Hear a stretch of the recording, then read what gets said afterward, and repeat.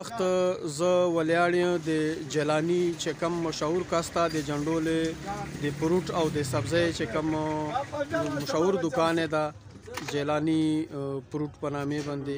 زه اوس دا وخت یې سره ولیاړ یم هغه به تاسو ته د مهنګایۍ چې کوم هغه ده د شیانو کوم ریټونه دي هغه به تاسو ته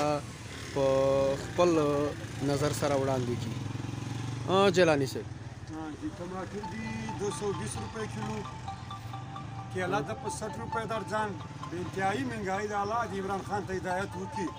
तनख्वाहगान गई और नर्ख सर गई खुलूस पर नर्ख चिकावा तनख्वाहगान चगावा खुलूस पर नर्ख चगावा गरीब खल्क पार ढेर तकलीफ था. गोभी पर 70 रुपए किलो दा, भैंसा पर 80 रुपए किलो दा, प्याज पर 80 रुपए किलो दा, टमाटर 220 रुपए किलो चली जा. आखिर दा खल्क खुरी चशाय لږ د تلاش وشي فروټ ول د شوریږي دغه خپله محکمه ده لږ د پوښتنه کوي لږ د ارزونه کوي نو خو خدای لپاره فروټ ول ونیولي دلته چټه شي تنخواه ورکوي او وروره هینو یې نه په سترګو دنیال د دې یوه کار دی تنخواهګانې یې وروره چالو دي فروټ ول وروره بازار ته نه راوځي نه په ټک بازار شي شوریږي نه په ډبرې شي شوریږي نه په وان شي شوریږي خو مهنګایي خو خود جوړیږي مهنګایي خو حکومت له لاسه جوړیږي چې دی تنخواهګانې ورکوي دی غور نه پرې کوي ولې نه پرې کوي وجه څه ده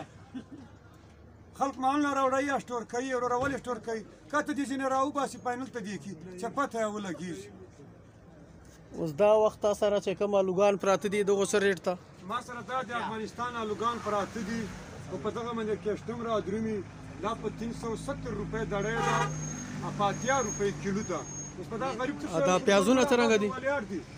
وروره پیسې نشته سره الوګان غواړي اوس زه څه وکړم نه دا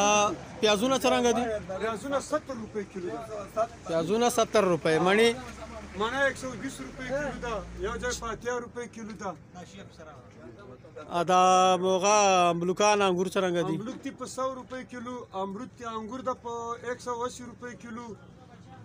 او پینټي کیلو ده په 40 روپۍ. خدای دې لپاره پینټه دومره ګرانه اصله داسې حکومت خو ما بیا نه ولیدله لکه شاټ چې ولیدل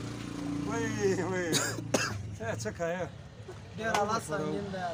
ډېر سنګین دی الله دې خیر کړي. چلو جیلانی بھائی موږ د تا ډېره شکریه ادا کوو. جزاک الله مهرباني.